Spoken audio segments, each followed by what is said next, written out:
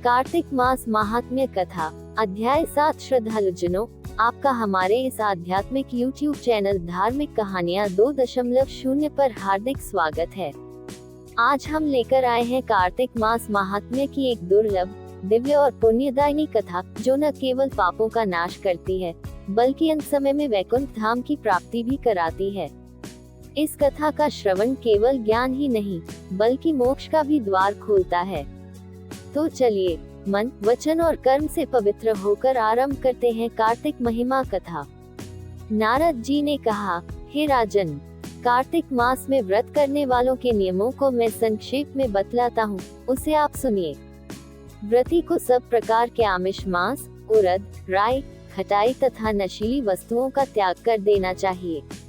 व्रती को दूसरे का अन्न ग्रहण नहीं करना चाहिए, किसी से द्वेष नहीं करना चाहिए और तीर्थ के अतिरिक्त अन्य कोई यात्रा नहीं करनी चाहिए। देवता, वेद, ब्राह्मण, गाय, व्रती, नारी, राजा तथा गुरुजनों की निंदा भी नहीं करनी चाहिए। व्रती को दाल, तिल, पकवान व दान किया हुआ भोजन ग्रहण नहीं करना चाहिए। किसी की चुगली या निंदा भी नहीं करनी चाहिए। किसी भी जीव का मांस नहीं छूना चाहिए। पान, कत्था, चूना, नींबू, मसूर, बासी तथा झूठे अन्न का भी प्रयोग नहीं करना चाहिए। गाय, बकरी तथा भैंस के अतिरिक्त अन्य किसी पशु का दूध नहीं पीना चाहिए। कांसे के पात्र में रखा हुआ पंचगव्य, बहुत छोटे घड़े का पानी तथा केवल अपने लिए ही पका हुआ अन्न प्रयोग करना चाहिए। कार्तिक माह का व्रत करने वाले मनुष्य को सदैव ब्रह्मचर्य का पालन करना चाहिए। उसे धरती पर सोना चाहिए और दिन के चौथे पहर में केवल एक बार पत्तल में भोजन करना चाहिए। व्रती कार्तिक माह में केवल नरक चतुर्दशी, जिसे छोटी दिवाली भी कहा जाता है, के दिन ही शरीर में तेल लगा सकता है। कार्तिक माह में व्रत करने वाले मनुष्य को सिंघाड़ा, प्याज, मट्ठा, गाजर, मूली, काशीफल, लौकी, तरबूज इन वस्तुओं का प्रयोग बिल्कुल नहीं करना चाहिए।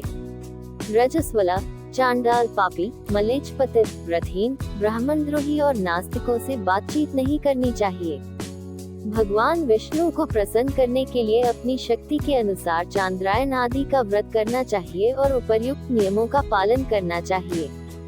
व्रती को प्रतिपदा को कुम्हारा, द्वितीया को कटहल, तृतीया को तरुणी स्त्री, चतुर्थी को मूली, पंचमी को बेल, षष्ठी को तरबूज, सप्तमी को आंवला, अष्टमी को नारियल, नवमी को मूली, दशमी को लौकी, एकादशी को परवल, द्वादशी को बेर, त्रयोदशी को मट्ठा, चतुर्दशी को गाजर तथा पूर्णिमा को शाक का प्रयोग नहीं करना चाहिए।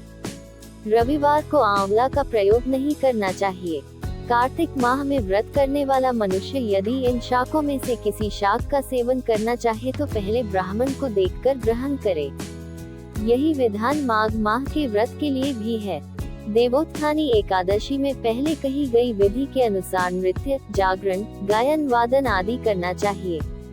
इसको विधिपूर्वक करने वाले मनुष्य को देखकर यमदूत भाग जाते हैं, जैसे सिंह की गर्जना से हाथी भाग जाते हैं।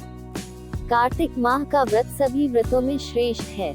इसके अतिरिक्त जितने भी व्रत यज्ञ हैं वह 1000 की संख्या में किए जाने पर भी इसकी तुलना नहीं कर सकते, क्योंकि यज्ञ करने वाले मनुष्य को सीधा वैकुंठ की प्राप्ति होती है। जिस प्रकार राजा की रक्षा उसके अंगरक्षक करते हैं, उसी प्रकार कार्तिक माह का व्रत करने वाले की रक्षा भगवान विष्णु की आज्ञा से इंद्रादि देवता करते हैं। व्रती मनुष्य जहाँ कहीं भी रहता है वहीं पर उसकी पूजा होती है, उसका यश फैलता है। उसके निवास स्थान पर भूत, पिशाच आदि कोई भी नहीं रह पाते।